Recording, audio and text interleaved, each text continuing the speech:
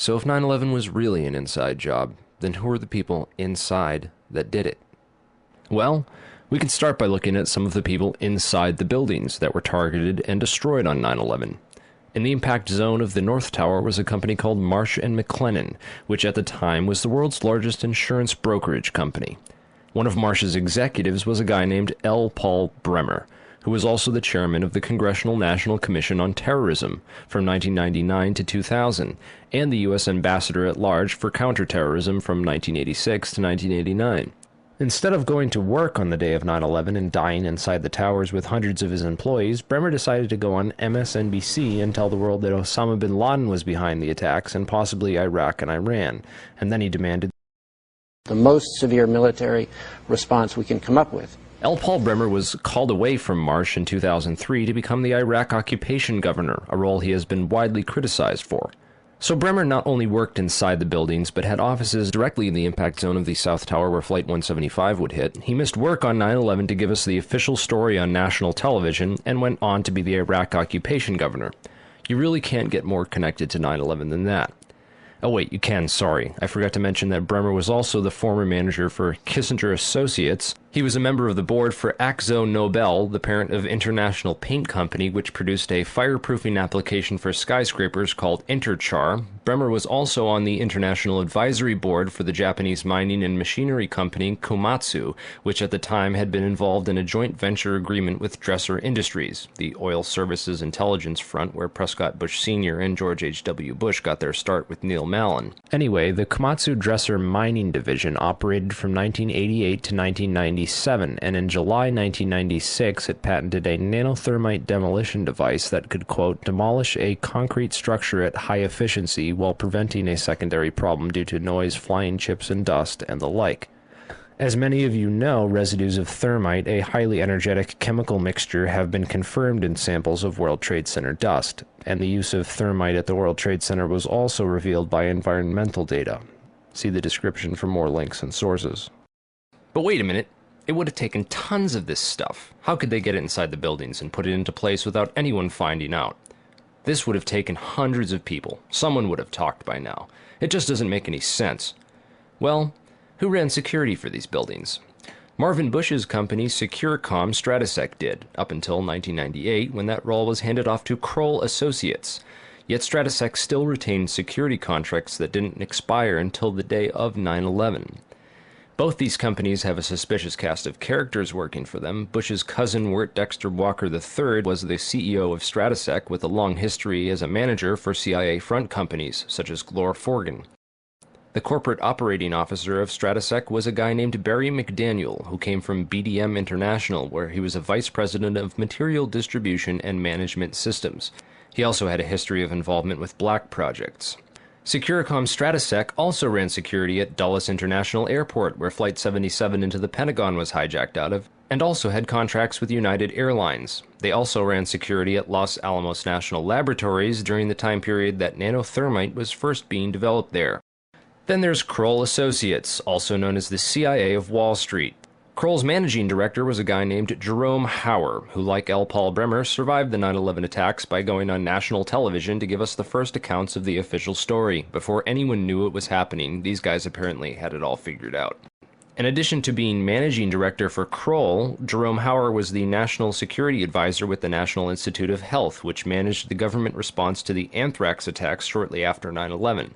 On the day of 9/11, Hauer advised the White House to start taking Cipro, an antibiotic effective against anthrax, and then strangely a week later, 2 senators and several people in the media who had been calling for an investigation into the 9/11 attacks were mailed anthrax and told to shut up, apparently by members of Al-Qaeda, who later turned out to be a bioweapons researcher at US AMRID in Fort Detrick, Maryland, named Stephen Hatfield, who had worked with Jerome Hauer for a company called SAIC. Scientific Applications International Corporation, a defense contractor with expertise in thermite-related technologies, played a large part in the NIST World Trade Center investigation. A few other names and companies inside the Twin Towers also worthy of further investigation include Craig Stapleton, who is married to Bush's cousin Dorothy Walker Bush. Stapleton was the president of Marsh Real Estate Advisors from 1982 to 2001. He was a member of the board of directors for Cendant, that was charged with massive accounting fraud in 1998, and went on to join Winston Partners, a privately owned investment firm founded in 1993 and led by George W. Bush's brother Marvin. Other very powerful and well-connected people worked in senior management at Marsh. These included Stephen Friedman, a senior principal at Marsh Capital and former partner at Goldman Sachs, who later became George W. Bush's top economic advisor. Friedman was also a member of the Brookings Institution, the Bilderberg Group, the Foreign Intelligence Advisory Board, and the board at In-Q-Tel, the investment firm founded by the CIA in 1998.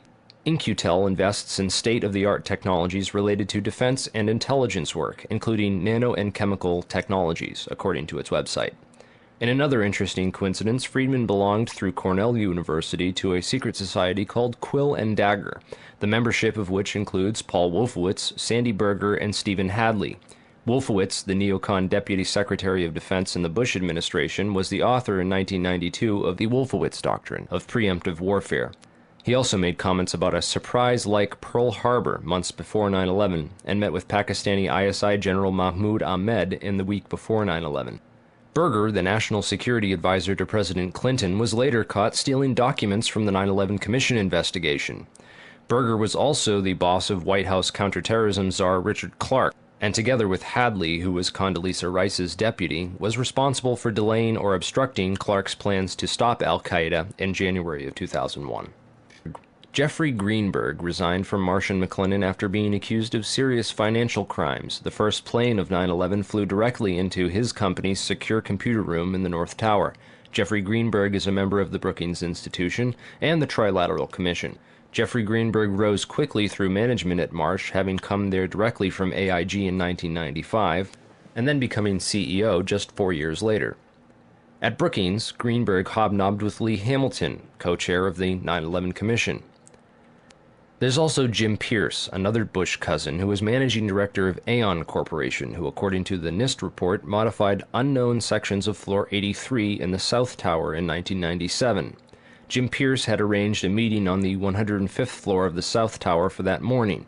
Pierce survived that day, despite the fact that 12 people came to the meeting in the South Tower and 11 of them died. The location of the meeting had been changed the night before to the Millennium Hotel, where Pierce watched the South Tower as it was hit by the aircraft. Apparently, the meeting attendees were not all notified of the change in location. Another interesting character is Joseph Kasputis, of Baseline Financial Service, which occupied the impact zone of the South Tower on floors 77 and 78, where United Airlines 175 impacted.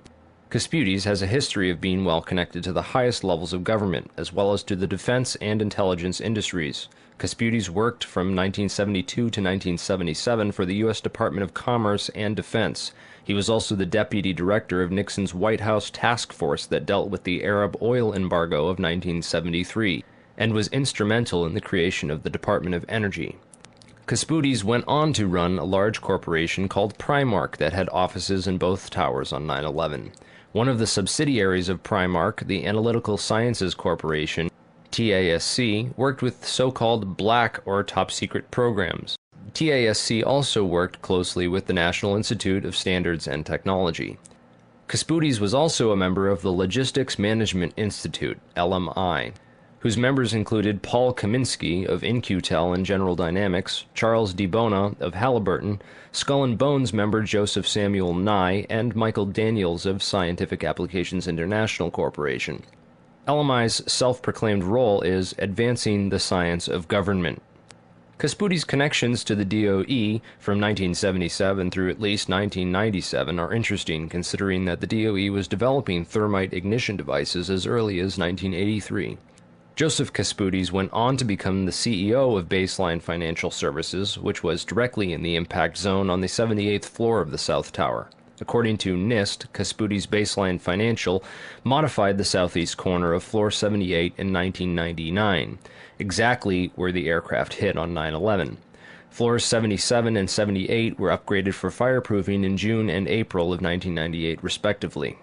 Another company of interest on Floor 91, just above the impact zone for the South Tower, was Washington Group International. This company was known primarily as a construction and mining firm, and it had just acquired Raytheon Engineers in July of 2000. In 1996, Washington took over Morrison Knudsen, an engineering and construction firm that had a history of working on large-scale projects around the world, including in China, Iran, Afghanistan, and Saudi Arabia. The Army Corps of Engineers hired Morrison Knudsen to demolish over 200 buildings in 1995. One of the DOE facilities for which Washington was responsible well before 9/11 was the Savannah River site near Aiken, South Carolina. In February of 1997, Lawrence Livermore National Labs and the Savannah River site signed an agreement of cooperation to share technology. Savannah went on to add developing sol gel technology for fuels and other applications to its portfolio. Sol gel technology is utilized by Lawrence Livermore National Laboratories for making nanothermites. In another coincidence, Savannah River Technology staff participated in the search and rescue operations at Ground Zero by providing unique tools. Just before 9/11, Washington was going through a tough time financially and sought Chapter 11 bankruptcy protection. Securities and Exchange Commission documents show that Washington made court-ordered pre-petition payments as part of these proceedings to a number of companies, including Komatsu. Washington also made payments to Greenhorn and Omara, whose employee, Teresa McAllister, was a lead author of the FEMA and NIST reports on the World Trade Center disaster, and to Sumitomo Bank, which was closely allied with Komatsu. Building 7 was a 47-story federal office building in the World Trade Center site, which collapsed at 5:20 p.m. on the afternoon of 9/11. This building was home to the CIA, in fact, the largest CIA headquarters outside of Langley, Virginia. It also housed offices for the Secret Service and the Securities and Exchange Commission. One of the most interesting tenants, however, was then Mayor Giuliani's Office of Emergency Management and its Emergency Command Center on the 23rd floor. This floor received $15 million worth of renovations, including independent and secure air and water supplies, and bullet and bomb-resistant windows designed to withstand 200-mile-per-hour winds. Mayor Giuliani was a former U.S. prosecutor for the South District of New York from 1983 to 1989, who was in charge of investigating the terrorist financing Bank of Credit and Commerce International. After he left his job as a prosecutor to start a political career, he worked for a law firm called White & Case that actually represented BCCI. So he went from prosecuting the BCCI to working for a law firm which defended the BCCI. This was likely his foot in the door of this underground corporate criminal network. Giuliani would later help to destroy all the crime scene evidence from Ground Zero. Giuliani's sidekick on 9/11 was Police Commissioner Bernard Kerik, who appeared to be coaching some of Rudy's actions that day, keeping him away from the media and even answering questions for him about explosives in the buildings. In fact, Bernard Kerik gave us the first official government pronouncement that no explosives were involved in the destruction of the World Trade Center buildings. Kerik's department was also the same one that found that pristine, completely undamaged hijacker's passport, which survived a plane impact and fireball, which destroyed 2 titanium black boxes and 3 towers. Yeah, Kerik would later receive a nomination from President Bush to become Director of Homeland Security, which he declined for personal and political reasons, and instead took a job training the Iraqi police force in Iraq alongside L. Paul Bremer. Both men are credited for turning Iraq into the unwinnable quagmire it is today. In February of 2010, Kerik was sentenced to 4 years in federal prison for conspiracy and fraud charges, unrelated to the crimes of 9/11, unfortunately, but it still goes to show you what kind of person he is. Definitely the kind of person you'd want inside the New York City police force during a staged event like 9/11.